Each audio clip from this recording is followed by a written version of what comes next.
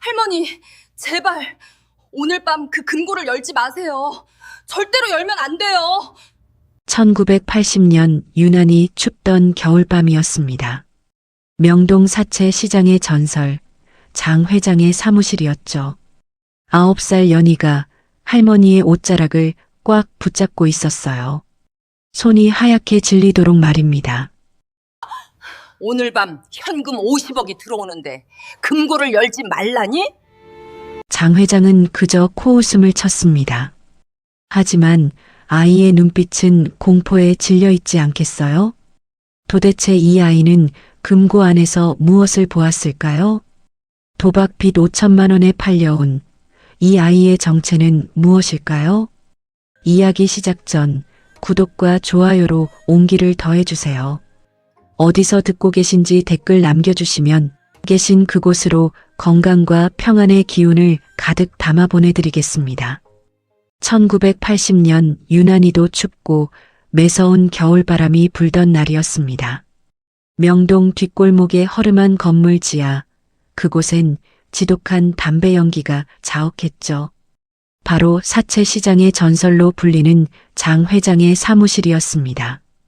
곰팡이 냄새와 돈 냄새가 뒤섞인 그곳으로 한 남자가 어린 여자아이의 손을 거칠게 잡아 끌고 들어오는 게 아니겠어요?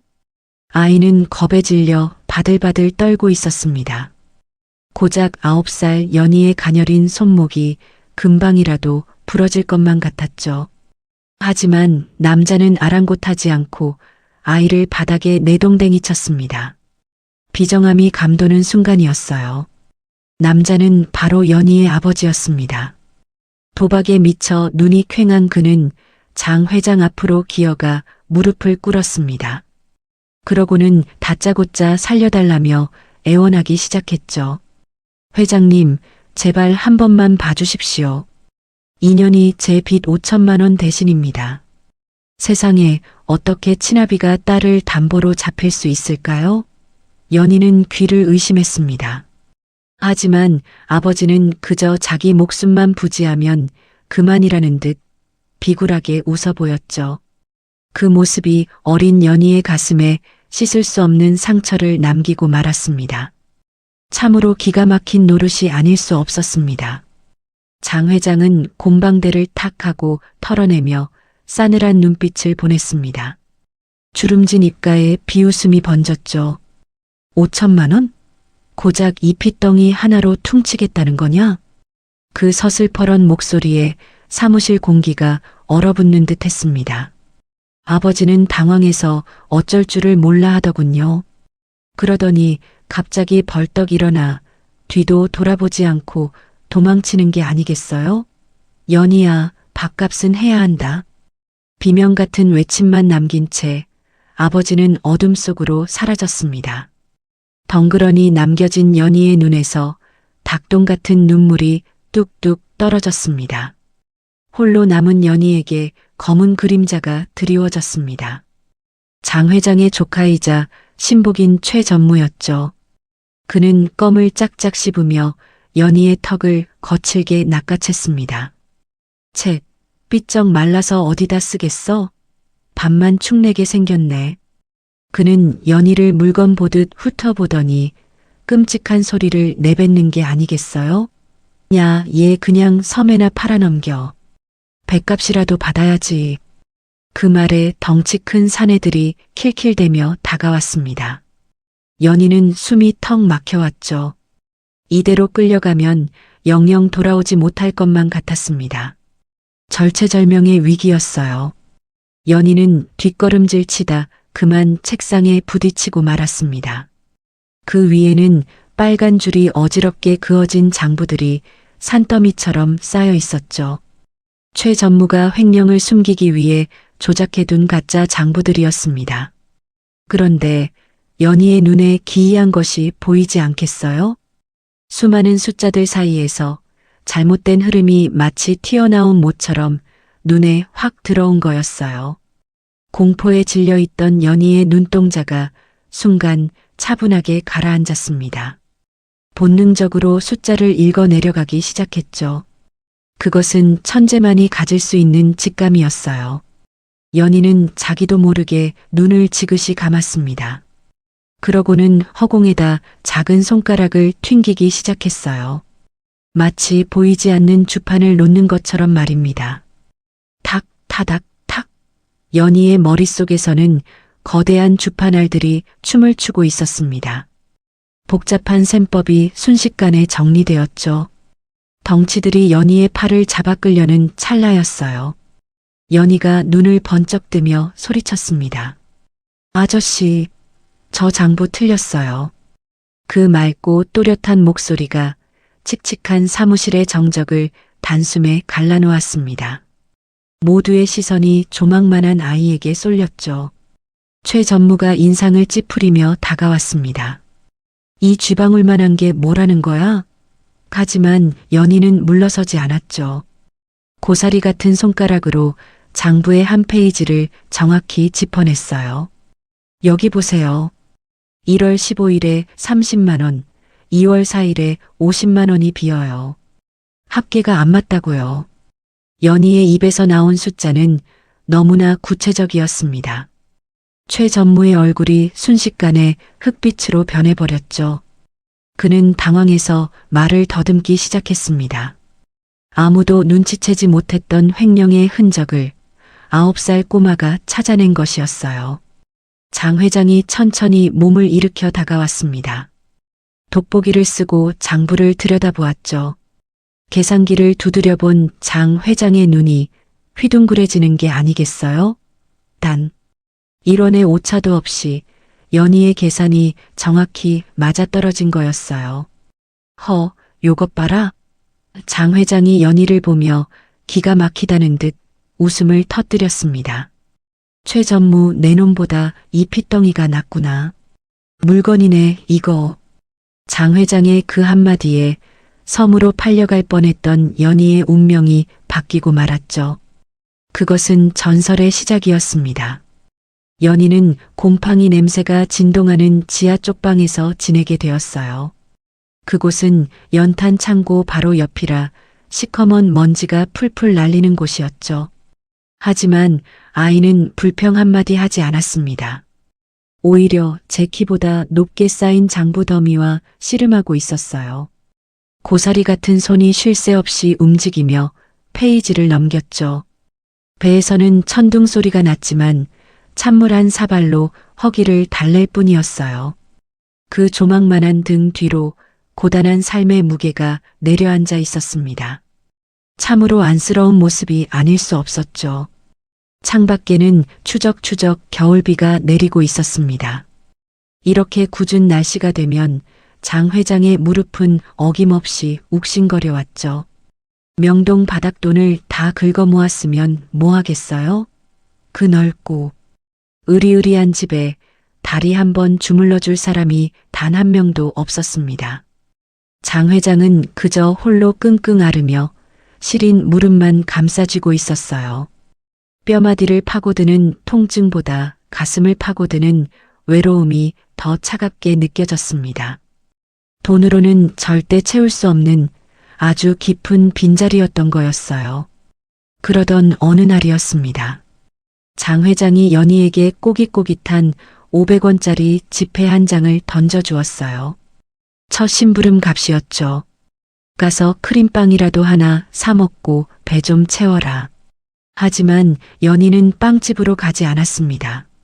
다 떨어진 검정 고무신을 질질 끌고 골목 어기 약국으로 달려가는 게 아니겠어요? 아이의 눈빛이 무언가 결심한 듯 반짝였습니다. 고소한 빵 굽는 냄새가 코를 찔렀지만 연희는 꾹 참고 지나쳤어요.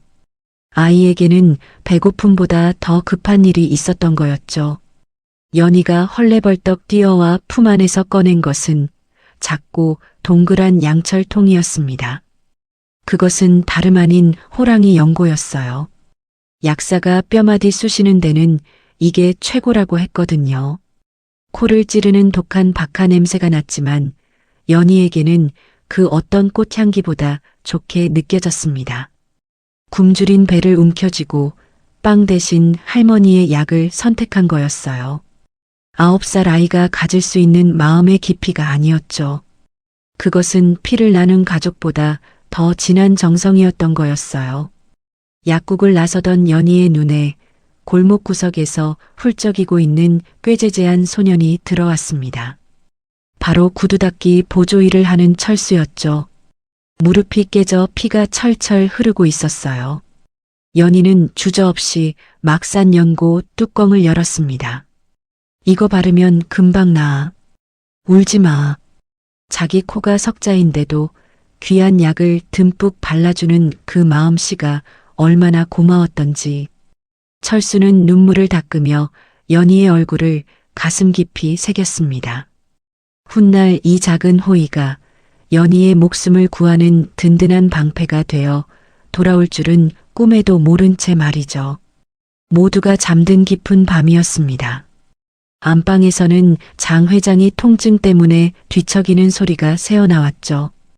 연희는 미닫이 문을 소리 없이 열고 들어갔습니다. 그러고는 할머니의 발치에 조심스레 앉았어요. 연희는 새끼손가락으로 연고를 조금 덜어내었습니다. 퉁퉁 부어오른 장 회장의 무릎에 아주 살살 문지르기 시작했죠. 행여나 잠에서 깰까봐 숨소리조차 죽여가면서 말이에요. 그 손길이 마치 나비 날개처럼 부드러웠습니다. 연희의 눈에 들어온 할머니의 발은 그야말로 상처투성이었어요. 발가락은 제멋대로 휘어져 엉켜 있었고 발바닥은 거북이 등껍질처럼 딱딱하게 굳어 쩍쩍 갈라져 있었죠. 명동 바닥을 억척스럽게 누비며 살아온 모진 세월의 흔적이 고스란히 남아 있었던 거였어요. 그 거친 발을 만지며 연희는 가슴이 찌르르하게 아려왔습니다. 돈이 산더미처럼 많으면 뭐 할까요? 정작 자신을 위해. 따뜻한 털양말 한 켤레 제대로 신지 못한 그 발이 너무나 애처로워 보였거든요. 연희는 콧등이 시큰해져서 고개를 푹 숙인 채 더욱 정성스럽게 약을 발랐습니다. 그 작은 손길에 담긴 위로가 할머니의 고단한 뼈마디 깊숙이 스며들고 있었죠. 장 회장의 시선이 벽에 걸린 낡은 흑백 사진에 머물렀습니다. 그 사진 속에는 댕기 머리를 한 어린 소녀가 해맑게 웃고 있었죠. 바로 수십 년 전 열병으로 먼저 떠나보낸 장 회장의 외동딸이었습니다. 고사리 같은 손으로 제 다리를 주무르는 연희의 모습이 사진 속 딸의 모습과 겹쳐 보이는 게 아니겠어요? 아가, 내가 내 죽은 딸내미랑 어찌 이리도 닮았냐. 장 회장은 차마 입 밖으로 내지 못한 말을 삼키며 가슴을 쳤습니다. 평생 가슴에 묻어두었던 자식 잃은 슬픔이 연희의 온기 덕분에 비로소 위로받고 있었던 거였어요. 고사리 손에서 전해지는 온기가 차가운 무릎으로 서서히 스며들었습니다. 연희는 마치 주문을 외우듯 속삭였어요. 할매, 제발 아프지 마세요. 제가 얼른 커서 빚 다 갚을게요. 아이의 목소리가 물기에 젖어 파르르 떨렸습니다. 그때는 제가 맛있는 소고기도 사드리고 따뜻한 털신도 사드릴게요. 그러니까 제발 그때까지만 참아주세요. 그것은 9살 꼬마가 할 수 있는 세상에서 가장 간절한 기도였던 거였어요. 사실 장 회장은 잠들지 않았습니다. 아이의 속삭임을 토시 하나 놓치지 않고 다 듣고 있었죠. 굳게 감은 눈꼬리를 타고 뜨거운 눈물이 주르륵 흘러내려 베개를 적셨습니다. 평생 돈이 최고인 줄 알고 독하게만 살아온 인생이었어요. 그런데 이 작은 아이의 손길이 꽁꽁 얼어붙었던 심장을 녹이고 있는 게 아니겠어요? 비로소 사람의 온기가 돌기 시작한 거였죠. 하지만 이 따뜻한 평화가 과연 얼마나 갈 수 있을까요? 어둠 속에서 지켜보던 검은 그림자는 대체 누구였을까요? 어둠이 짙게 깔린 사무실, 오직 한 사람만이 잠들지 못하고 있었어요. 바로 최전무였습니다. 그는 핏발선 눈으로 연희의 빈자리를 노려보고 있었죠. 저 쥐새끼 같은 게 이를 가는 소리가 적막한 공기를 갈랐습니다. 명색이 하나뿐인 조카인데 고모님은 자신이 아닌 저 천한 계집애에게만 곁을 내주고 있는 게 아니겠어요? 속에서 천불이 일어 견딜 수가 없었습니다. 마치 제 밥그릇을 뺏긴 똥개 마냥 초조함이 극에 달해 있었던 거였어요. 그는 품 안에서 독한 위스키를 꺼내 벌컥벌컥 들이켰습니다. 사실 최 전무에게는 남모를 비밀이 하나 있었습니다. 도박판에서 날린 돈을 메우려 회사 돈 5억 원에 손을 댄 거였죠. 처음에는 잠깐 빌려 쓰는 셈치고 따면 바로 채워 넣을 요량이었어요. 하지만 도박이란 게 어디 뜻대로 되던가요? 구멍은 걷잡을 수 없이 커져만 갔습니다. 만약 고모님이 이 사실을 알게 된다면 그날로 뼈도 못 추릴 게 뻔했죠. 등줄기에서 식은땀이 주르륵 흐르는 밤이었습니다. 그의 눈빛이 불안하게 흔들리고 있었어요. 사실 그날 오후 최 전무는 사무실 밖에서 충격적인 통화 내용을 엿들었던 거였어요. 장 회장이 변호사에게 전화를 걸어 내일 당장 유언장을 고쳐야겠다고 으름장을 놓는 소리였죠. 그 망나니 같은 놈한테는 한 푼도 못 준다. 내 전 재산을 고아원에 기부하겠다. 장 회장의 서리빨 같은 목소리가 문틈으로 새어나왔습니다. 그 말을 듣는 순간 최 전무의 눈이 뒤집히고 만 거였어요. 내일 날이 밝고 변호사가 오면 자신은 빈털터리로 쫓겨날 판이었습니다. 그러니 오늘 밤 반드시 고모를 사고로 위장해 처리해야만 했던 거였죠. 문제는 연희의 눈이 너무나 매섭다는 데 있었습니다. 그 시각 연희는 지난달 장부를 다시 검수하고 있었어요. 허공에 손가락을 튕기던 아이의 표정이 굳어지기 시작했죠. 여기 10원이 비네. 여기도 10원. 교묘하게 끝자리를 잘라내어 챙기는 이른바 10원 떼기 수법이었던 거였어요. 티끌 모아 태산이라더니 그 작은 돈들이 모여 거대한 횡령이 되고 있었던 게 아니겠어요? 연희의 미간이 좁혀졌습니다. 그것은 명백한 범죄의 흔적이었죠. 최 전무는 문틈으로 그 광경을 훔쳐보고 있었습니다. 연희가 특정 페이지에서 손을 멈추는 순간 그의 심장도 덜컥 내려앉았죠. 들켰다. 직감이 머리를 스치고 지나갔어요. 저 영악한 계집애가 고모님께 입을 놀리는 건 시간 문제였습니다. 이대로 가다가는 감옥행은커녕 명동 바닥에서 매장당할 판이었죠. 최 전무의 눈빛이 독사처럼 차갑게 빛났습니다. 이제 선택의 여지가 없었던 거였어요. 그는 떨리는 손으로 주머니 속의 몽키 스패너를 꽉 쥐었습니다. 그는 결국 품속에 숨겨둔 최후의 수단을 꺼내 들기로 결심했습니다. 내일은 월말 정산이라 금고에 현금이 가득 차는 날이었죠. 사고로 위장해 저 늙은 노인네와 쥐새끼를 한꺼번에 보내버릴 완벽한 기회였습니다. 입가에 비열한 웃음이 번져나갔어요. 그래, 늙은이는 갈 때가 되었지. 돈은 내가 잘 써줄 테니 걱정 말라고. 악마가 속삭이는 듯한 끔찍한 독백이 어둠 속에 흩어졌습니다. 그는 천천히 아주 은밀하게 금고 쪽으로 발걸음을 옮겼죠. 최 전무는 무거운 금고를 힘겹게 밀어내고 그 뒤편으로 기어 들어갔습니다. 낡은 가스배관이 그곳을 지나고 있었거든요. 그는 떨리는 손으로 배관 이음새를 조금씩 풀어내기 시작했죠. 쉬익 하는 소리와 함께 매캐한 가스 냄새가 새어나오기 시작했습니다. 이제 내일 아침 누군가 금고 다이얼을 돌려 정전기가 튀는 순간 모든 게 잿더미로 변할 거였어요. 과연 이 끔찍한 음모를 아무도 눈치채지 못할까요? 어둠 속에서 쥐새끼 한 마리가 그를 지켜보고 있었는데 말이죠. 최 전무는 이마에 송골송골 맺힌 식은땀을 소매로 쓱 닦아냈습니다.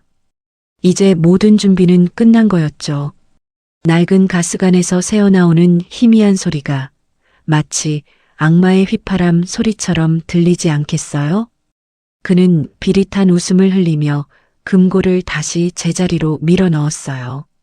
드르륵 하는 묵직한 소리가 내일 벌어질 참극을 예고하는 장송곡처럼 울려 퍼졌습니다. 이제 날이 밝고 장 회장이 금고 다이얼을 돌리는 순간 펑 하는 소리와 함께 모든 게 끝날 거였어요. 그는 자신의 완벽한 계획에 전율하며 도둑고양이처럼 살금살금 사무실을 빠져나갔죠. 드디어 운명의 날인 월말 정산일이 밝아왔습니다. 사무실 안은 아침부터 현금을 세는 소리로 요란법석이었죠. 돈세는 기계가 쉴 새 없이 돌아가고 직원들은 장부를 맞추느라 정신이 없었습니다.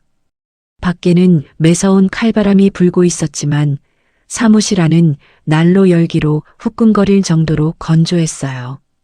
바닥에 물을 뿌리면 금세 말라버릴 만큼 바싹 마른 날씨였던 거였죠.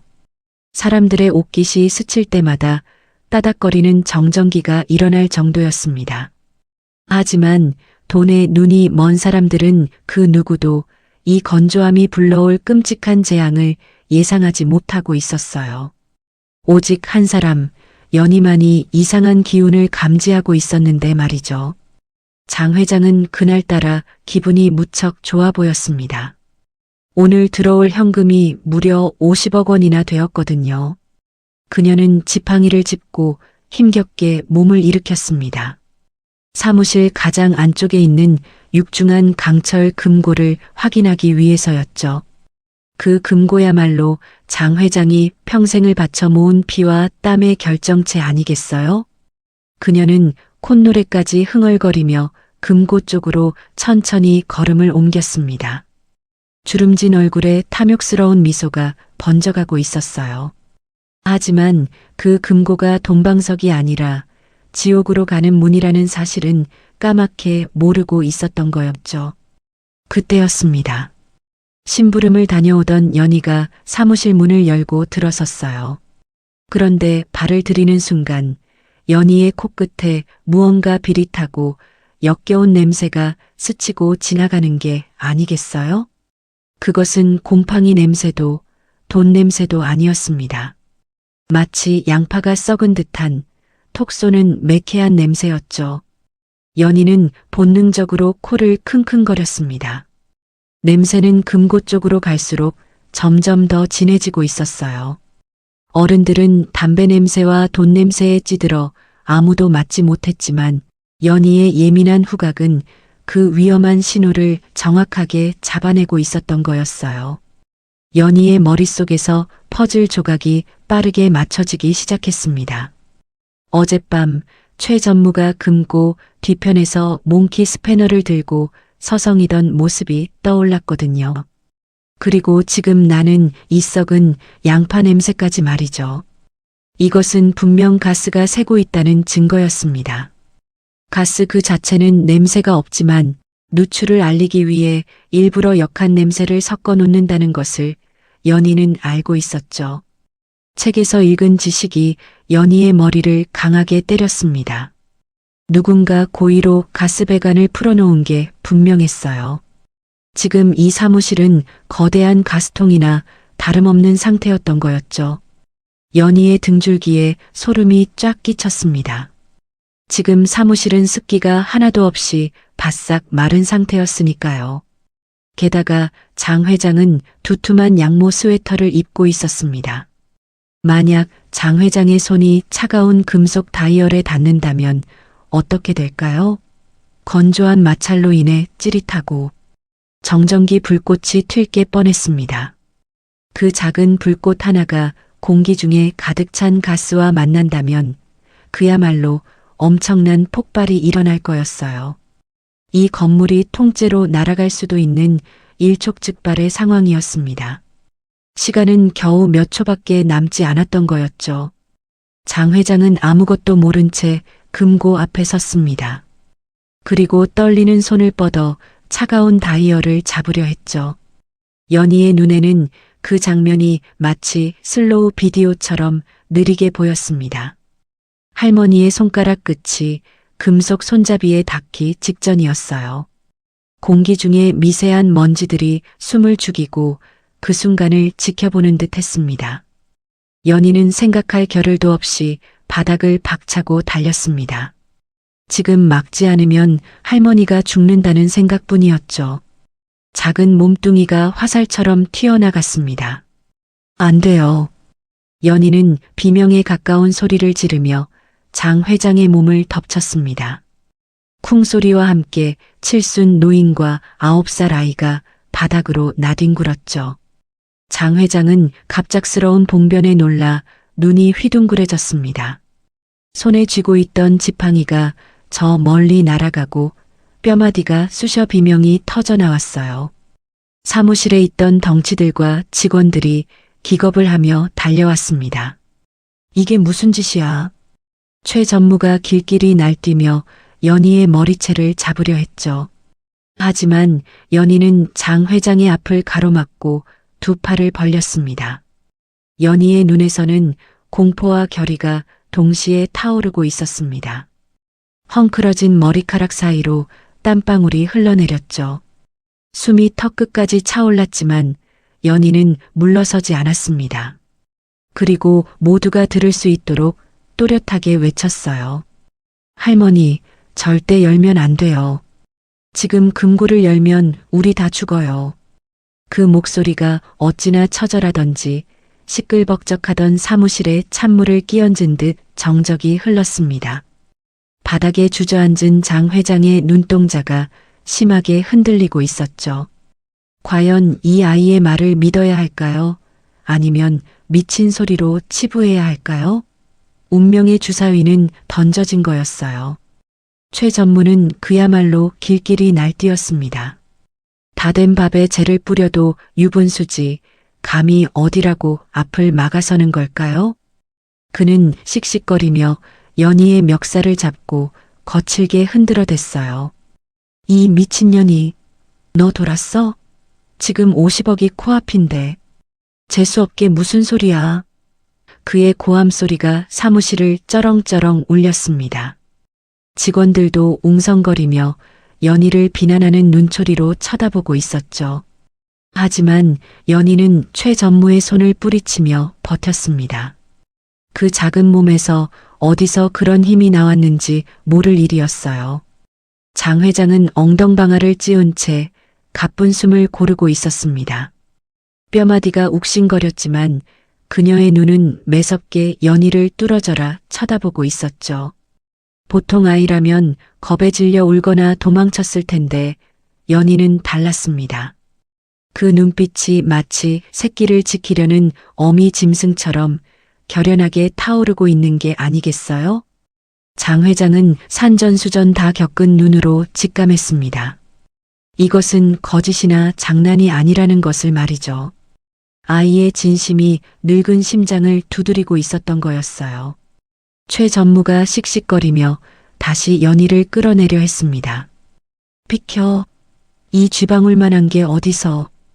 그때였습니다. 장 회장이 손을 들어 조카를 제지했어요. 가만히 있어 봐라. 낮지만 위험 있는 목소리였죠. 장 회장은 헝클어진 옷매무새를 고치지도 않은 채 연희에게 물었습니다. 연희야, 비키라는 말은 안 하마. 대신 이유를 대봐라. 왜 열면 안 된다는 거냐? 그것은 장 회장이 줄 수 있는 마지막 기회이자 믿음의 증거였어요. 연희는 쿵쾅거리는 심장을 부여잡고 입을 열었습니다. 목소리가 파르르 떨리고 있었지만 또렷하게 말을 이었죠. 냄새가 나요, 할머니. 장 회장이 미간을 찌푸리며 되물었습니다. 냄새? 무슨 냄새 말이냐? 연희는 코를 킁킁거리며 대답했어요. 썩은 양파 냄새요. 이건 가스가 셀 때 나는 냄새란 말이에요. 직원들이 코를 킁킁거려 보았지만 담배 냄새에 찌든 어른들은 아무것도 맡지 못했습니다. 연희만이 죽음의 냄새를 맡고 있었던 거였어요. 최 전무가 코웃음을 치며 비아냥거렸습니다. 가스는 무슨, 내가 아주 소설을 쓰는구나? 하지만 연희의 다음 말에 최 전무의 얼굴이 사색이 되고 말았습니다. 연희가 떨리는 손가락으로 최 전무를 정면으로 가리키며 소리쳤거든요. 그리고 제가 봤어요. 어젯밤에 전무님이 금고 뒤 배관실에서 나오는 걸 똑똑히 봤단 말이에요. 그 순간 사무실에 찬물을 끼얹은 듯 정적이 흘렀습니다. 그것은 단순한 경고가 아니라 명백한 목격담이었던 거였죠. 최 전무는 순간적으로 이성을 잃고 말았습니다. 자신의 치부가 드러나자 눈이 뒤집히고 만 거였어요. 거짓말쟁이 년이. 그는 짐승처럼 포효하며 손을 번쩍 치켜들었습니다. 그 큼지막한 손바닥이 연희의 뺨을 내려치려는 일촉즉발의 순간이었죠. 연희는 질끈 눈을 감고 어깨를 움츠렸습니다. 맞으면 고막이 터질지도 모를 만큼 위협적인 손길이었습니다. 누구도 감히 말리지 못하는 공포스러운 상황이 벌어지고 있었어요. 쾅! 하는 둔탁한 소리가 바닥을 때렸습니다. 최 전무의 손이 허공에서 딱 멈췄죠. 장 회장이 들고 있던 지팡이로 시멘트 바닥을 힘껏 내리친 거였어요. 멈춰! 장 회장의 호통이 천둥 소리처럼 사무실을 뒤흔들었습니다. 그녀는 지팡이를 짚고 천천히, 아주 천천히 몸을 일으켜 세웠습니다. 그 모습에서 서슬 퍼런 명동 사채, 시장 데모의 위압감이 뿜어져 나오고 있었죠. 내 집에서 감히 누구에게 손찌검이냐? 물러서라. 장 회장의 눈에서 파란 불꽃이 튀고 있었습니다. 장 회장의 눈빛이 매섭게 변했습니다. 지팡이를 고쳐쥐고 바들바들 떨고 있는 최 전무를 똑바로 쳐다보았죠. 최 전무, 내 말이 맞다면 이 금고는 아무 문제가 없는 거겠지? 목소리는 낮았지만 그 울림은 천둥 소리보다 더 무겁게 사무실을 짓눌렀습니다. 자, 그럼 내가 직접 열어보거라. 그것은 단순한 명령이 아니었어요. 내 결백을 내 목숨으로 증명하라는 서슬 퍼런 사형 선고나 다름없었거든요. 장 회장은 조카에게 마지막 기회를 주는 척하며 그를 벼랑 끝으로 몰아세우고 있었던 거였어요. 사무실 안의 공기가 팽팽하게 당겨진 활시위처럼 긴장감으로 터질 듯 했습니다. 최 전무의 얼굴이 순식간에 하얗게 질려버렸습니다. 마치 강시처럼 핏기가 싹 가시고 입술은 파랗게 떨려왔죠. 그는 금고 손잡이를 잡아야 한다는 걸 알면서도 손가락 하나 까딱할 수가 없었습니다. 왜냐하면 그 금고 안에는 자신이 설치해둔 죽음의 덫이 도사리고 있다는 걸 누구보다 잘 알고 있었으니까요. 문을 여는 순간 정전기 불꽃이 튀며 가스가 폭발할 거라는 사실을 말이에요. 이마에서는 식은땀이 비 오듯 쏟아져 내리기 시작했습니다. 그의 눈동자가 불안하게 흔들리며 도망칠 구멍을 찾고 있었던 거였어요. 왜 못 여느냐? 어서 열지 않고. 장 회장의 호통이 다시 한번 떨어졌습니다. 최 전무는 다리가 풀려 비틀거렸죠. 더 이상 변명할 말이 떠오르지 않았습니다. 여는 순간 죽고 안 열면 범인임을 자백하는 꼴이었으니까요. 그는 쥐구멍이라도 찾고 싶은 심정이었습니다.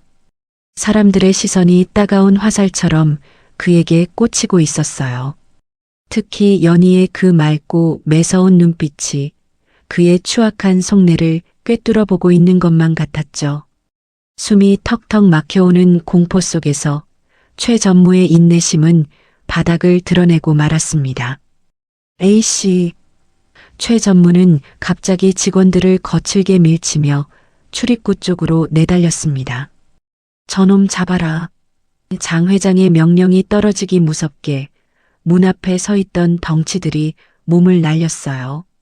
최 전무는 몇 발자국까지도 못하고 바닥에 처박히고 말았습니다. 이거 놓으란 말이야. 그는 돼지 멱다는 소리를 지르며 발버둥 쳤지만 건장한 사내들의 힘을 당해낼 수는 없었죠. 바닥에 짓눌린 그의 얼굴이 흙투성이가 되었습니다. 스스로 제 무덤을 판 꼴이나 다름없었던 거였어요. 잠시 후 신고를 받고 출동한 경찰과 가스안전공사 직원이 도착했습니다. 사무실은 통제선이 쳐지고 긴장감이 감돌았죠. 안전요원은 가스 탐지기를 들고 조심스럽게 금고 쪽으로 다가갔습니다. 삐, 삐, 삐. 규칙적인 경고음이 울리기 시작했어요. 금고에 가까워질수록 소리는 점점 더 빨라지고 날카로워졌습니다. 그것은 보이지 않는 살인자가 여기 숨어 있다는 신호였죠. 지켜보던 사람들은 마른 침을 삼키며 그 광경을 숨죽여 지켜볼 수밖에 없었습니다. 전문가가 금고 문틈에 비눗물을 칠하기 시작했습니다. 붓이 지나간 자리를 모두가 눈도 깜빡이지 않고 쳐다보았어요. 바로 그때였습니다. 문틈 사이로 하얀 거품이 보글보글 올라오기 시작하는 게 아니겠어요?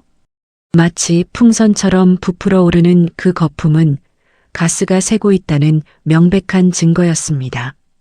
세상에, 진짜 가스잖아. 직원들 사이에서 비명 섞인 탄식이 터져나왔죠. 연희의 말이 하나도 틀린 게 없었던 거였어요. 거품이 터지는 소리가 마치 최 전무의 죄악이 터지는 소리처럼 들렸습니다. 큰일 날 뻔했습니다.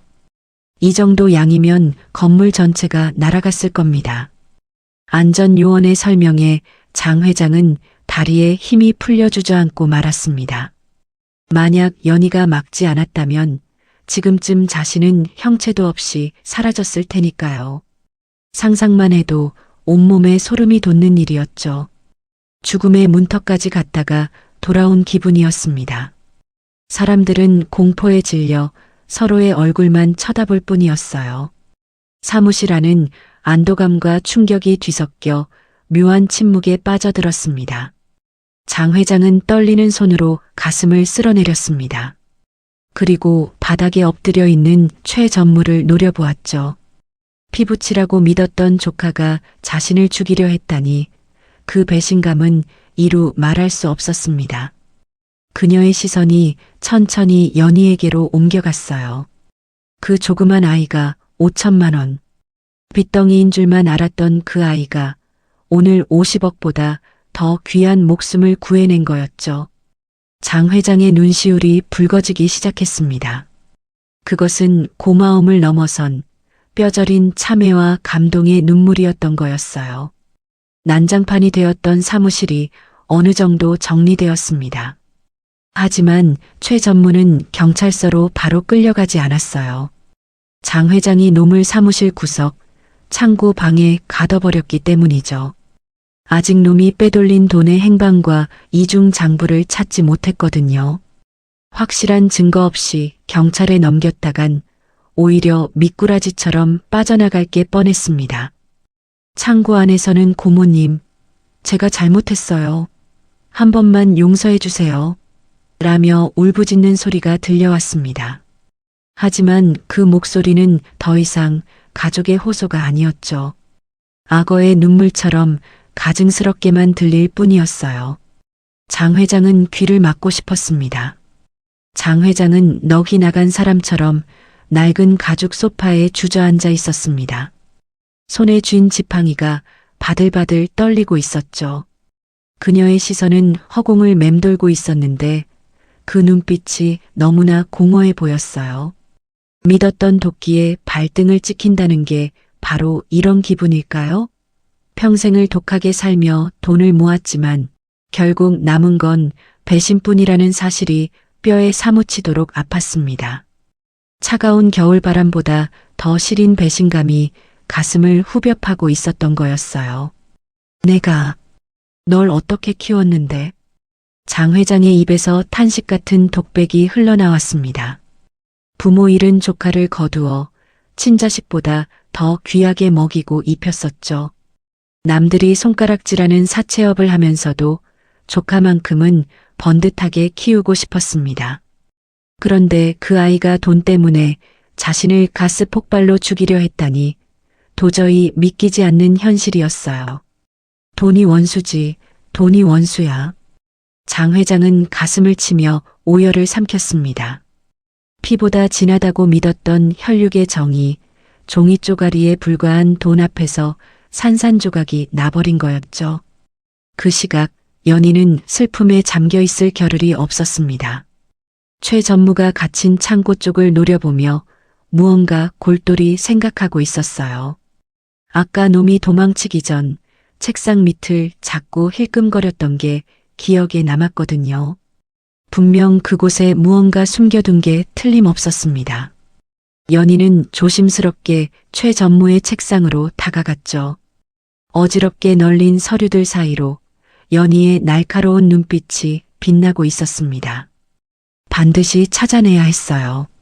저 악마 같은 사람의 진짜 얼굴을 밝혀낼 증거를 말이에요.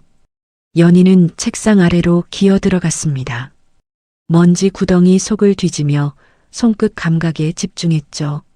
책상 서랍 밑바닥을 더듬거리는데 무언가 울퉁불퉁한 느낌이 드는 게 아니겠어요? 테이프로 칭칭 감아놓은 두툼한 뭉치가 만져졌습니다. 연희의 심장이 쿵쾅거리기 시작했어요. 손톱으로 테이프를 벅벅 긁어내자 툭 하고 무거운 봉투가 떨어졌습니다. 그것은 먼지를 뒤집어 쓴 낡은 검은색 장부였습니다. 아무도 찾지 못하게 꽁꽁 숨겨두었던 최 전무의 비밀 금고나 다름없는 물건이었던 거였어요. 연희는 떨리는 손으로 장부를 펼쳤습니다. 첫 장을 넘기자마자 빼곡하게 적힌 숫자들과 마주하게 되었죠. 그것은 단순한 장부가 아니었습니다. 최 전무가 그동안 장 회장의 눈을 피해 빼돌린 비자금 내역이 고스란히 적혀 있는 이중 장부였어요.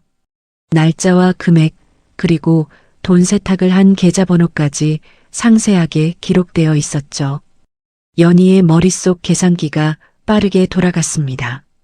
10원 단위로 떼어먹은 돈들이 모여 수억 원이라는 천문학적인 액수가 되어 있었던 거였어요. 그런데 장부를 넘기던 연희의 손이 딱 멈추고 말았습니다. 익숙한 이름 하나가 눈에 들어왔기 때문이죠. 송영수, 바로 연희 아버지의 이름이었습니다. 날짜는 연희가 이곳에 팔려오기 일주일 전이었어요. 그리고 그 옆에는 5천만 원이라는 숫자가 적혀 있었습니다. 하지만 비고란에 적힌 메모를 본 순간 연희는 숨이 턱 막히는 것만 같았어요. 작업비 처리 완료. 도박 빚이 아니었습니다. 최 전무가 횡령한 돈의 구멍을 메우기 위해 연희 아버지를 도박판 설계에 끌어들여 빚쟁이로 만든 거였어요. 연희의 눈에서 뜨거운 눈물이 솟구쳤습니다. 아버지는 노름에 미쳐 딸을 판 비정한 사람이 맞았지만 그 시작은 최 전무의 더러운 공작이었던 겁니다. 멀쩡하던 사람을 도박 중독자로 만들고 그 빚을 핑계로 딸까지 담보로 잡아 노예처럼 부려먹으려 했던 거였죠. 이 모든 비극의 원흉이 바로 저 창고 안에 있는 최 전무였습니다. 분노가 치밀어 올라 손이 부들부들 떨렸습니다. 연희는 장부를 가슴에 품고 벌떡 일어났어요. 이제 이 진실을 할머니에게 알려야 했습니다. 할머니, 이것 좀 보세요. 연희는 장 회장에게 다가가 장부를 내밀었습니다. 목소리는 울먹이고 있었지만 눈빛만은 그 어느 때보다 단호했죠. 장 회장은 힘없는 손으로 장부를 받아들었습니다. 돋보기를 쓰고 내용을 확인하던 그녀의 표정이 점점 경악으로 물들어갔어요. 자신의 피땀 어린 돈이 조카의 유흥비로 탕진된 내역들이 줄줄이 나왔거든요. 그리고 맨 마지막 연희 아버지의 이름과 조작된 빚 내역을 보았을 때 장 회장은 비명 같은 탄식을 내뱉고 말았습니다. 이 천벌을 받을 놈.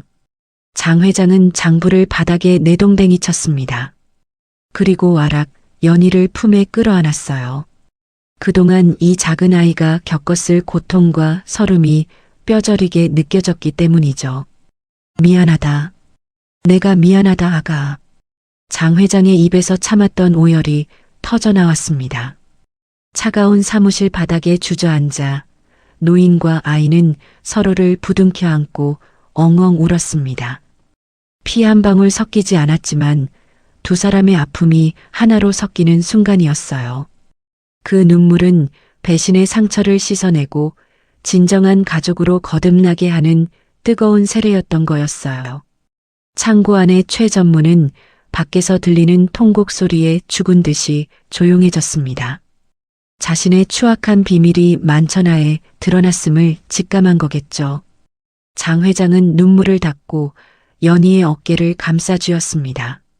내 오늘 밤 이놈을 절대 살려두지 않으마. 내 손으로 콩밥을 먹이고 내 아비의 억울함도 다 풀어주마.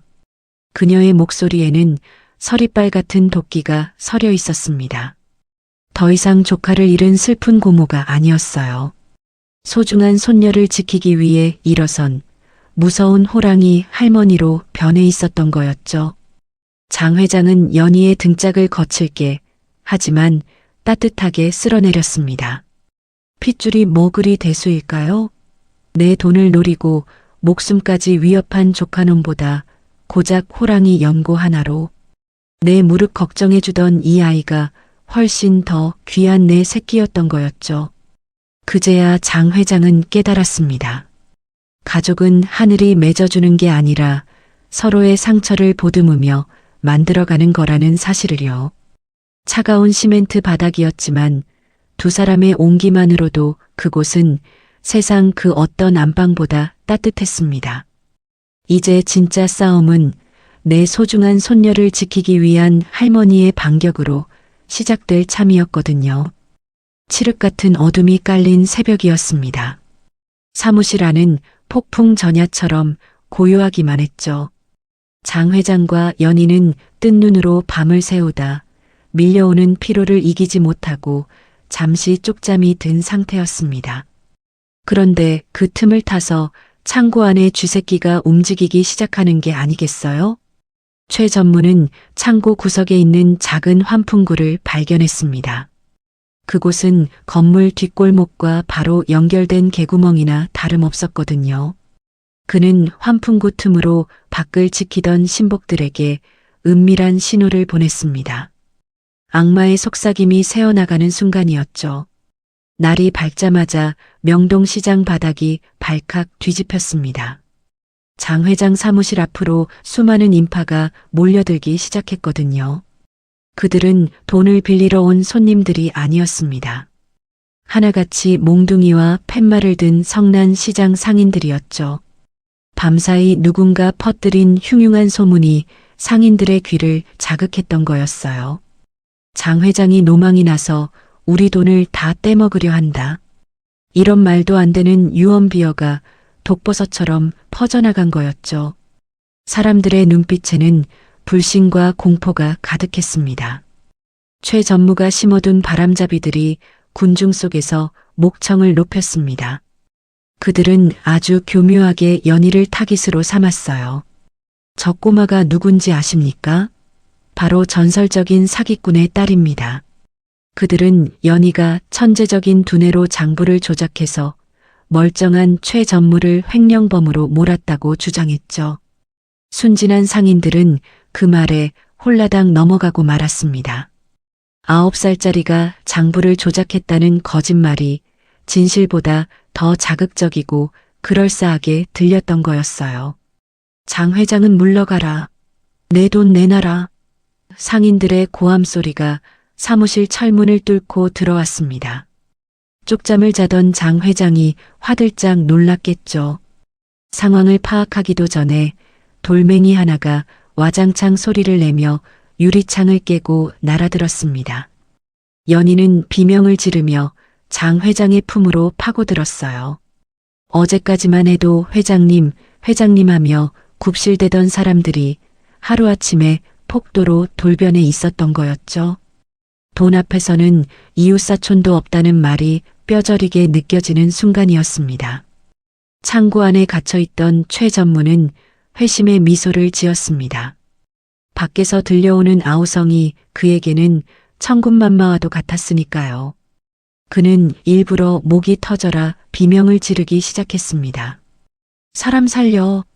고모님이 미쳤어요. 저를 죽이려고 해요. 그 처절한 연기는 밖에서 듣는 사람들의 분노에 기름을 부었죠. 상인들은 문을 부술 기세로 달려들었습니다. 굳게 닫힌 철문이 쿵쿵거릴 때마다 연희의 가슴도 콩닥콩닥 뛰었어요. 마치 세상 전체가 그들을 향해 이빨을 드러낸 것만 같았거든요. 장 회장은 더 이상 참을 수가 없었습니다. 지팡이를 짚고 비틀거리는 몸을 일으켜 세웠죠. 이놈들이 배가 불렀구나. 내가 누군 줄 알고. 그녀는 굳게 닫힌 철문을 벌컥 열어젖혔습니다. 그러고는 성난 군중 앞을 가로막고 섰어요. 하지만 이미 이성을 잃은 사람들의 눈에는 그녀가 명동의 대모가 아니라 욕심쟁이 노인네로 보일 뿐이었습니다. 누군가 던진 날달걀이 장 회장의 이마에 퍽 하고 터지고 말았죠. 노란 노른자가 주름진 얼굴을 타고 흘러내렸습니다. 연희는 그 장면을 보고 숨이 멎는 것만 같았습니다. 자신을 지켜주던 든든한 산이 모욕을 당하고 무너져 내리는 걸 본 거였어요. 할머니는 아무 잘못도 없는데 왜 저런 수모를 당해야 할까요? 두려움에 떨던 연희의 눈동자가 순식간에 차갑게 식어버렸습니다. 그리고 그 자리에 뜨거운 분노가 차오르기 시작했죠.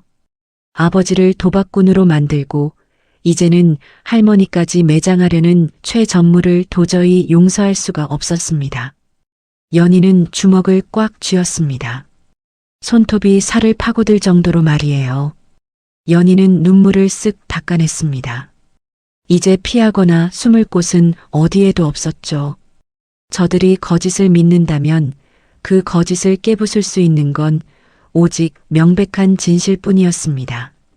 연희는 창고 쪽을 노려보며 다짐했어요. 당신이 만든 그 거짓말, 내가 다 뒤집어 주겠어. 천재 소녀의 머릿속에서 복수를 위한 계산기가 빠르게 돌아가기 시작했습니다. 지금 당장 저 성난 군중을 잠재우고 최전무의 가면을 벗겨낼 방법은 딱 하나밖에 없었던 거였어요. 그것은 바로 모두가 보는 앞에서의 정면 승부였습니다. 자, 다들 조용히 하고 내 말 좀 들어보세요. 장 회장이 깨진 계란을 닦아내지도 않은 채 사자후를 토해냈습니다. 성난 군중의 아우성이 일순간 잦아들었죠. 내 손녀가 장부를 조작했다고? 그럼 여기서 당장 확인해보면 될 일 아닙니까? 장 회장의 제안은 그야말로 파격적이었습니다. 명동 한복판에 좌판을 깔고 누구나 볼 수 있게 공개 검증을 하자는 거였어요. 상인들은 웅성거리기 시작했습니다. 설마 9살짜리 꼬마가 어른들을 상대로 사기를 쳤겠냐는 의구심이 들기 시작했던 거죠. 분위기가 묘하게 흘러가고 있었습니다. 최 전무 측에서도 질 수 없다는 듯 회계사를 내세웠습니다.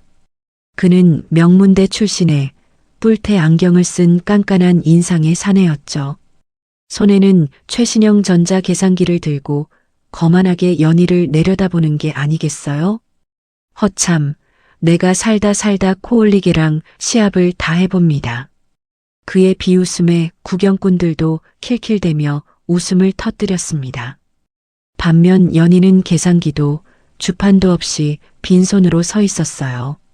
그 조망만한 손에는 오직 굳은 살과 펜 자국만이 선명하게 남아 있었죠. 다윗과 골리앗의 싸움이 시작된 거였어요. 검증 방식은 간단했습니다. 상인 중 한 명이 가져온 10년치 거래 장부를 놓고 누가 더 빨리, 더 정확하게 이자를 계산하느냐는 것이었죠. 생선 가게 김씨 아저씨가 누렇게 바랜 장부 뭉치를 던져주었습니다. 자, 여기. 내가 10년 동안 갚은 이자가 얼만지, 원금은 얼만지 딱 맞춰봐. 시작 신호가 떨어지자마자 회계사의 손놀림이 바빠졌습니다. 다다다닥. 계산기 두드리는 소리가 요란하게 울려 퍼졌어요. 그는 식은땀을 흘리며 복잡한 숫자를 입력하느라 정신이 없었습니다. 반면 연희는 가만히 눈을 감고 서 있을 뿐이었습니다. 사람들은 아이가 겁을 먹고 포기한 줄로만 알았죠. 저것 봐, 역시 애는 애라니까. 여기저기서 혀를 차는 소리가 들려왔습니다. 하지만 그건 착각이었어요. 연희의 머릿속에서는 이미 거대한 숫자의 폭풍이 휘몰아치고 있었거든요. 연희는 천천히 양손을 허공으로 들어 올렸습니다. 그리고 보이지 않는 주파나를 튕기기 시작했죠. 탁, 타닥, 탁. 연희의 손가락이 허공에서 춤을 추듯 움직였습니다. 숨죽여 지켜보던 사람들의 눈이 휘둥그레졌습니다. 연희의 손가락 끝에서 딱, 딱 하는 환청이 들리는 것만 같았거든요. 그 모습은 마치 신들린 무당이 작두를 타는 것처럼 기이하고도 신비로웠습니다. 회계사가 이제 겨우 3년치 이자를 계산하고 있을 때였죠. 연희의 입술이 달싹거리기 시작했습니다. 원금 3,562만 원, 이자 1,284만 5,321원. 맑고 또렷한 목소리가 명동거리에 울려 퍼졌습니다. 계산기보다 더 빠른 속도에 사람들은 입을 다물지 못했죠. 회계사는 믿을 수 없다는 표정으로 계산기를 다시 두드렸습니다. 손이 부들부들 떨려서 자꾸만 오타가 나는 게 아니겠어요? 한참을 끙끙대던 그가 마침내 계산기 화면을 확인하고는 털썩 주저앉고 말았습니다. 이럴 수가. 그의 입에서 탄식이 흘러나왔죠. 연희가 부른 숫자와 단 1원의 오차도 없이 정확히 일치했기 때문입니다. 구경꾼들 사이에서 와 하는 함성이 터져 나왔습니다. 그것은 단순한 계산이 아니라 인간의 한계를 뛰어넘은 기적을 목격한 순간이었던 거였어요. 세상에, 저게 사람이야, 귀신이야? 상인들은 연희를 보며 혀를 내둘렀습니다. 최 전무가 퍼뜨린 장부 조작설이 산산조각 나는 순간이었죠. 이렇게 비상한 머리를 가진 아이가 고작 푼돈이나 떼먹으려고 장부를 고쳤을 리가 없으니까요. 연희는 거기서 멈추지 않았습니다. 회계사가 들고 있던 장부를 뺏어 들고는 빨간 펜으로 한 곳을 짚어내었어요. 아저씨, 여기 보세요. 작년 5월에 이자 계산할 때 0을 하나 더 붙이셨네요. 우리 할머니가 10만 원 더 받으신 거예요. 연희의 지적에 회계사는 얼굴이 홍당무가 되어 고개를 들지 못했습니다. 명문대 출신 전문가가 9살 꼬마에게 완벽하게 패배한 거였죠. 게다가 장 회장에게 유리한 실수까지 잡아내다니 이건 조작이 아니라 정직 그 자체였습니다. 아이고, 우리가 미친놈 말만 믿고 생사람을 잡을 뻔했네. 상인들은 그제야 자신들이 최 전무에게 속았다는 걸 깨달았습니다. 분위기는 순식간에 반전되었죠. 존경과 미안함이 담긴 눈빛들이 연희와 장 회장에게 쏟아지고 있었습니다. 이제 화살은 거짓말쟁이 최 전무를 향해 날아갈 준비를 마친 거였어요. 계산 대결에서 처참하게 패배한 최 전무의 얼굴이 불그락푸르락해졌습니다. 더 이상 논리로는 이길 수 없다는 걸 깨달은 거였죠. 그는 군중 속에 숨어있던 덩치들에게 은밀한 눈짓을 보냈습니다. 저 쥐새끼 당장 잡아. 입을 막아버려. 최 전무의 고함이 떨어지자마자 검은 양복을 입은 사내들이 사람들을 거칠게 밀치며 튀어나왔어요. 순식간에 명동거리는 아수라장이 되고 말았습니다. 상인들이 비명을 지르며 흩어졌고 그 틈을 타 덩치들이 연희를 향해 곰처럼 달려들었죠. 마치 굶주린 늑대떼가 토끼 한 마리를 사냥하듯 살기가 등등한 순간이었어요. 연희는 본능적으로 몸을 돌려달리기 시작했습니다.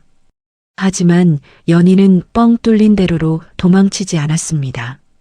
오히려 복잡하고 좁은 시장 골목 안으로 쏙 들어가 버렸죠.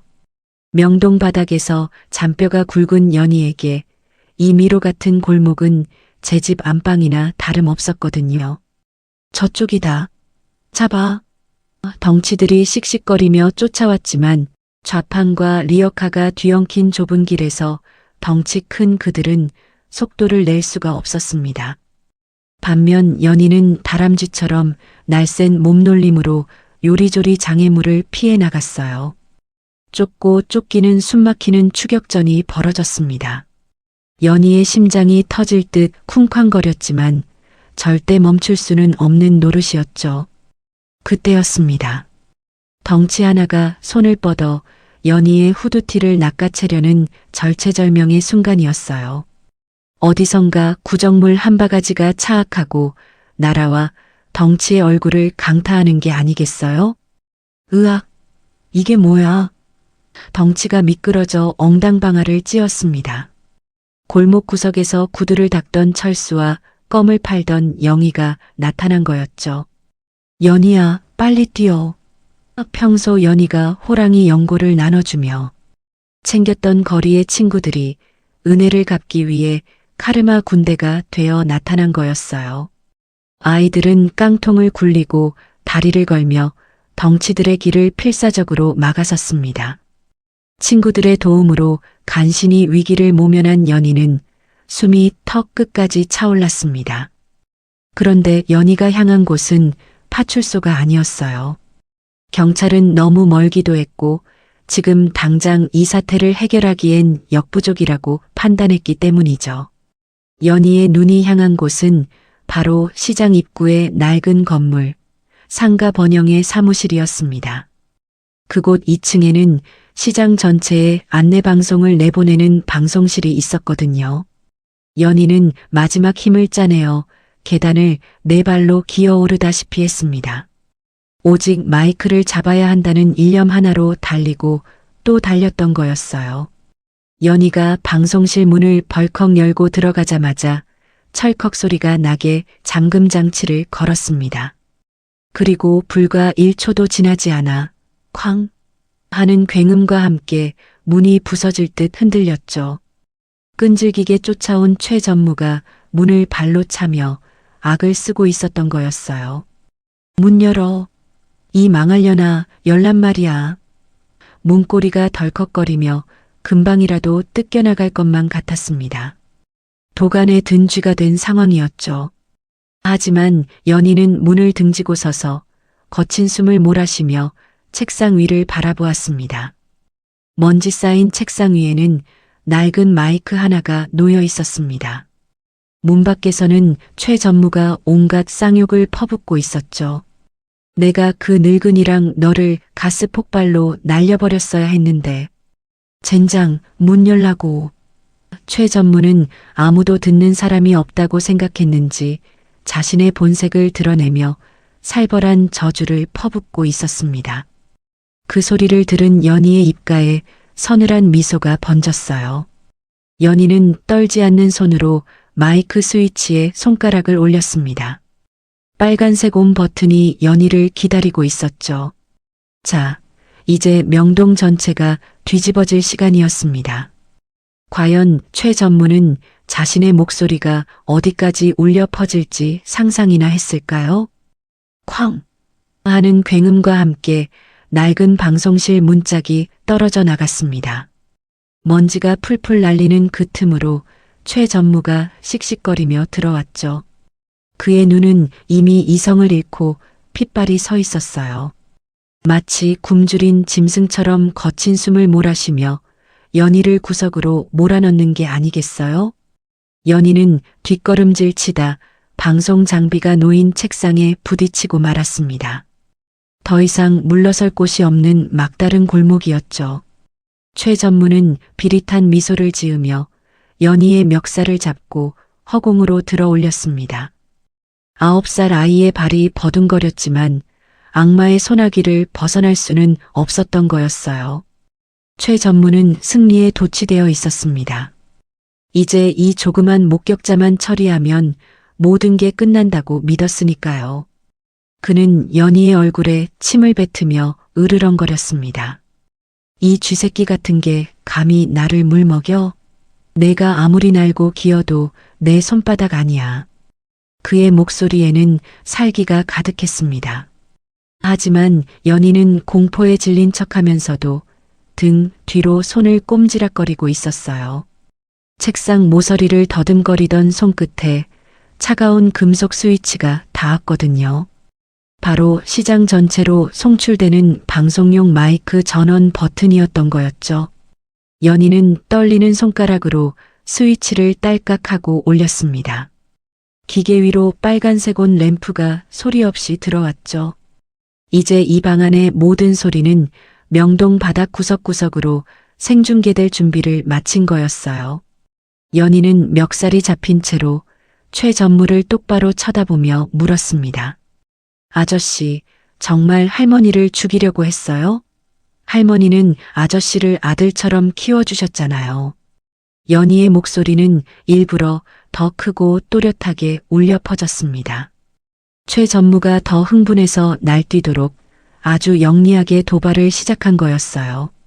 그 말이 최 전무의 뇌관을 건드리고 말았습니다. 그는 기가 막히다는 듯 헛웃음을 터뜨리더니 고래고래 소리를 지르기 시작했죠. 아들, 웃기고 있네. 그 늙은이가 나를 머슴처럼 부려먹은 건 생각 안 해?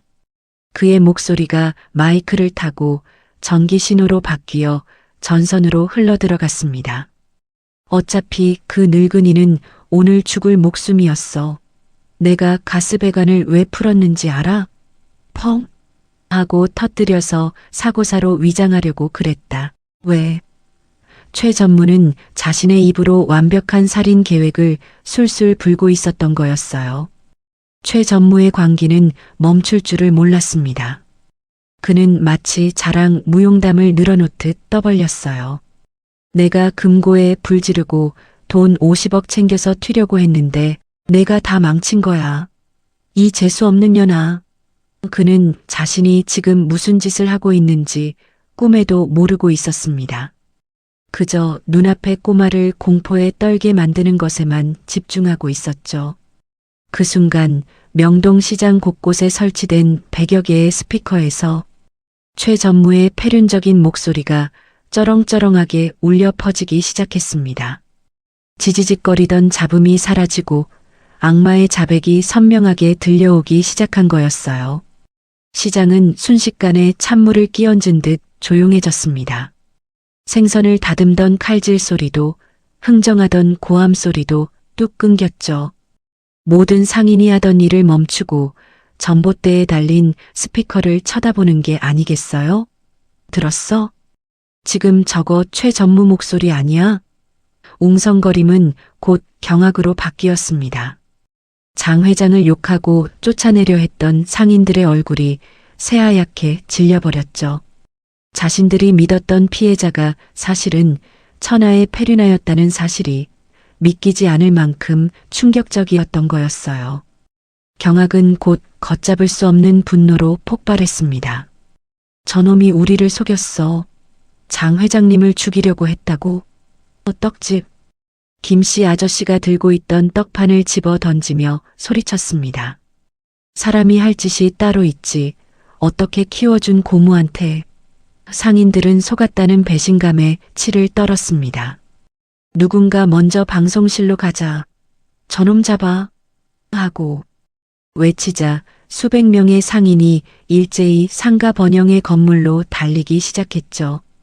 그 발소리가 마치 지진이 난 것처럼 명동 바닥을 뒤흔들었습니다. 성난 군중의 물결이 방송실로 향하는 좁은 계단을 가득 메웠습니다. 최 전무 나와. 이 살인마 새끼. 욕설과 고함이 건물을 뚫을 기세였죠. 방송실 문 밖까지 사람들이 몰려와 쿵쿵거리며 문을 두드렸습니다. 하지만 방 안에 있는 최 전무는 아직도 상황 파악이 안 된 상태였어요. 그저 밖이 시끄러운 줄로만 알고 인상을 찌푸릴 뿐이었죠. 연희는 그제야 멱살 잡힌 손을 풀고 바닥으로 착지했습니다. 그리고 빙그레 웃으며 말했죠. 아저씨, 밖이 좀 시끄럽죠? 인기가 아주 많아지셨네요. 최 전무는 연희의 미소에 뭔가 등골이 서늘해짐을 느꼈습니다. 그제야 뒤늦게 책상 위를 돌아보았죠. 빨간 불이 들어온 마이크와 온 스위치가 그의 눈동자에 박혔습니다. 순간 그의 얼굴에서 핏기가 싹 빠져나가며 사색이 되고 말았어요. 밖에서는 문이 부서져라 두드리는 소리와 함께 문 부서, 들어가서 끌어내 하는 성난 목소리들이 들려왔습니다. 자신이 뱉은 말이 족쇄가 되어 목을 조여오고 있었던 거였죠. 연희는 옷매무새를 다듬으며 최 전무에게 마지막 인사를 건넸습니다. 아저씨, 이제 진짜 계산을 치를 시간이에요. 준비되셨나요? 와장창 하는 소리와 함께 방송실의 낡은 문짝이 완전히 박살이 나고 말았습니다. 분노한 상인들이 복물 터지듯 밀려 들어왔죠. 그들의 손에는 빗자루와 몽둥이 그리고 먹다 남은 배추김치가 들려 있었어요. 최 전무는 구석에 몰려 사시나무 떨듯 떨고 있었습니다. 천하를 호령할 것 같던 위세는 온데간데 없고 그저 겁에 질린 똥강아지 꼴이었죠. 이 천하의 패륜한 놈, 내가 사람 새끼냐? 생선가게 아주머니가 제일 먼저 달려들었습니다. 그녀의 손에 들려있던 소금 바구니가 허공을 갈랐죠. 하얀 소금이 최 전무의 얼굴에 우박처럼 쏟아져 내렸던 거였어요. 최 전무가 악 하고 비명을 지르며 눈을 감았습니다. 하지만 그게 끝이 아니었습니다. 뒤따라 들어온 국밥집 할머니가 빨갛게 양념이 밴 김치 포기를 냅다 휘둘렀거든요. 철썩 하는 찰진 소리가 방송실 안에 울려 퍼졌습니다. 최 전무의 뺨따기가 김치 국물로 범벅이 되고 말았죠. 아이고, 내 옷. 이거 비싼 건데. 그는 상황 파악도 못하고 옷 타령을 하고 있었습니다. 그 모습에 상인들은 더 열이 받아 몽둥이 찜질을 시작하는 게 아니겠어요? 명동 바닥에서 잔뼈가 굵은 상인들의 매운맛을 제대로 보여주는 순간이었던 거였어요. 곧이어 요란한 사이렌 소리와 함께 경찰들이 들이닥쳤습니다. 최 전무는 상인들에게 문매를 맞고 퉁퉁 부은 얼굴로 끌려나갔죠. 손목에는 차가운 은팔찌가 채워져 있었습니다. 그는 경찰차에 타면서도 억울하다며 고래고래 소리를 질러댔어요. 이건 모함이야. 저 꼬마년이 꾸민 짓이라고. 하지만 아무도 그의 말에 귀 기울이지 않았습니다. 오히려 구경하던 시민들이 끌려가는 그에게 침을 뱉고 욕을 퍼부었죠. 평생 남의 눈에 피눈물을 내게 하더니 결국 자신의 눈에서 피눈물을 쏟으며 파멸을 맞이한 거였어요. 소란이 멈추고 다시 평화가 찾아왔습니다. 장 회장은 엉망이 된 사무실 한가운데 앉아 떨리는 손으로 장부를 넘기고 있었죠. 그리고 연희의 아버지 이름이 적힌 페이지를 찾아냈습니다. 그녀는 주저없이 그 페이지를 북북 찢어버리는 게 아니겠어요? 이 빚은 처음부터 없던 거다. 최 전무놈이 장난질 친 같자니까. 종이 조각이 눈송이처럼 바닥으로 흩날렸습니다. 연희는 그 모습을 보며 가슴 한구석이 뻥 뚫리는 것만 같았어요. 자신을 옥죄던 5천만 원이라는 족쇄가 영원히 사라지는 순간이었던 거였죠. 며칠 뒤 소식을 들은 연희의 아버지가 사무실로 찾아왔습니다. 빚이 없어졌다는 소문에 염치도 없이 딸을 데리러 온 거였죠. 그는 쭈뼛거리며 장 회장 눈치를 살피더니 연희에게 손을 내밀었습니다. 연희야, 집에 가자. 아빠가 이제 잘해줄게. 하지만 그 손은 도박판에서 화투장을 만지던 그 거친 손이었습니다. 연희를 5천만 원에 팔아넘기고 뒤도 안 돌아보고 도망쳤던 바로 그 비정한 손이었죠. 연희는 아버지의 손을 물끄러미 바라보았습니다. 아무런 감정도 느껴지지 않는 차가운 남의 손처럼 보였던 거였어요. 연희는 아버지의 손을 잡는 대신 뒷걸음질쳐 장 회장의 등 뒤로 숨었습니다. 그리고 아주 작지만 단호한 목소리로 말했죠. 싫어요. 안 갈래요. 아버지는 당황해서 얼굴을 붉혔습니다. 아니, 천륜을 끊겠다는 거냐? 내가 내 애비다. 그가 억지로 연희의 팔을 잡아 끌려 했죠. 그때였습니다. 장 회장이 지팡이로 아버지의 손목을 탁 하고 쳐내는 게 아니겠어요? 이 손 놓지 못해? 한 번만. 더 내 손녀한테 손 떼면 그땐 국물도 없을 줄 알아라. 장 회장의 서슬퍼런 호통에 아버지는 꼬리를 내릴 수밖에 없었습니다. 제 가족은 할머니예요. 연희가 장 회장의 허리춤을 꽉 껴안으며 말했습니다. 피 한 방울 섞이지 않았지만 가장 춥고 배고플 때 곁을 지켜준 사람은 아버지가 아니라 장 회장이었으니까요. 그래, 이제부터 내 집은 여기다. 누가 뭐래도 넌 내 손녀야. 장 회장은 연희의 머리를 쓰다듬으며 눈시울을 붉혔습니다. 아버지는 두 사람의 끈끈한 모습을 보고는 씁쓸한 표정으로 발길을 돌려야 했죠. 그렇게 연희는 지옥 같은 과거와 작별하고 진짜 가족의 품에 안기게 된 거였어요. 세월은 유수와 같이 흘러 어느덧 20년이라는 시간이 지났습니다. 명동 거리의 풍경도 몰라보게 변했죠. 낡은 건물들은 사라지고 번쩍거리는 고층 빌딩들이 숲을 이루고 있었습니다. 하지만 그 변화 속에서도 변하지 않는 것이 딱 하나 있었어요. 바로 장앤송 투자금융이라는 간판을 단 옛 장 회장의 사무실이었죠. 이제 그곳의 주인은 더 이상 장 회장이 아니었습니다. 명문대를 수석으로 졸업하고 명동의 새로운 큰손으로 떠오른 30살의 송현희 대표가 그 자리를 지키고 있었던 거였어요. 연희는 날카로운 눈빛으로 서류를 검토하고 있었습니다. 김 과장, 여기 이자율 계산이 틀렸잖아. 다시 해와. 직원들은 그녀를 컴퓨터 여사라고 부르며 벌벌 떨었죠. 어릴 적 허공 주판 실력은 이제 전설이 되어 수백억 원의 자금을 움직이는 무기가 되어 있었습니다. 하지만 차가운 카리스마를 뽐내던 그녀도 퇴근 시간이 되면 완전히 다른 사람이 되곤 했어요. 연희는 서둘러 가방을 챙겨 들고 사무실 안쪽의 비밀 공간으로 향했습니다. 그곳엔 아주 특별한 사람이 그녀를 기다리고 있었거든요. 안방 문을 열자 백발이 성성한 할머니가 침대에 누워 반갑게 손을 흔들었습니다. 이제는 거동조차 불편해진 90살의 장 회장이었죠. 연희는 비싼 정장 바지를 입은 채로 바닥에 무릎을 꿇고 앉았습니다. 그리고 익숙한 솜씨로 서랍에서 낡은 양철통을 꺼내는 게 아니겠어요?